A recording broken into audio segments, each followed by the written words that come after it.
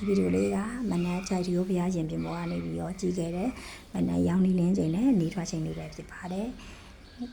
9:50လောက်ကစပြီးရောင်းနေလင်းပြီးတော့နေထွက်တာကကြတော့စတင်နေထွက်တဲ့အချိန်က6:18မိနစ်မှာစပြီးနေထွက်ပါတယ်ပြီးတဲ့အခါမှာ6:20နဲ့မိနစ်20ဒီမှာနေလုံးတစ်ခုလုံးအပေါ်တက်လာပါတယ်ပေါ့နော်အဲအကြောင်းနေထွက်ချိန်က2မိနစ်ကြာပါတယ်ကျွန်တော်ကတော့မနက်ခင်း9:40လောက်ကစပြီးရောင်းနေလင်းတဲ့အချိန်ကနေစပြီးနေထွက်တာကိုစောင့်ကြည့်ပြီးတော့မှ6:00နဲ့မိနစ်25မိနစ်ပါပေါ့နော်ပြန်လာခဲ့ပါတယ်တကယ်ပေါ့နော်တင်တာကြိုက်ရီကိုဖျားဘူးသွားပြခဲ့မယ်ဆိုရင်နော်ကြိုက်ရီကဖျားရင်ပြင်ပေါ်ကနေပြီးတော့မနက်နေထွက်တာကိုကြည့်ခဲ့ဖို့လည်းအကြံပြုလိုပါတယ်ပေါ့နော်ကြောက်ရီကိုဖျားတခုတဲ့အခါမှာ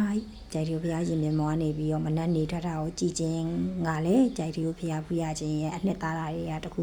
ဖြစ်မယ်လို့ထင်ပါတယ်ဒါကြောင့်တင်တာကြိုက်ရီကိုဖျားဘူးသွားပြခဲ့မယ်ဆိုရင်မနက်နေထွက်တာကိုကြည့်ခဲ့ဖို့လည်းအကြံပြုလိုပါတယ်တကယ်ကိုလှပပါတယ်တကယ်ကိုနှွေးတယ်ပေါ့နော်နှွေးပြီးတော့စိတ်ကိုကြည်နူးမှုရစေပါတယ်ငွေထွေးသွားလို့ခံစားရပါတယ်ဒါကြောင့်တော်တော်လေးလှပါတယ်ကျွန်တော်ကတော့ကြိုက်သူဖျားဘူးသွားပြတိုင်းပေါ့နော်ရင်ပြင်မလို့ကနေပြီးတော့နေထွက်တာကိုကြည့်ခဲ့ပူပါတယ်နေဝင်တာတော့တစ်ချိန်တစ်ခါပဲမြင်ဘူးတယ်ပေါ့နော်ဒါကြောင့်နေထွက်တာကိုကြည့်ခဲ့ဖို့အကြံပြုလိုပါတယ်ဒါရပြောချင်တဲ့ခင်းစားလေးဖြစ်ပါလေ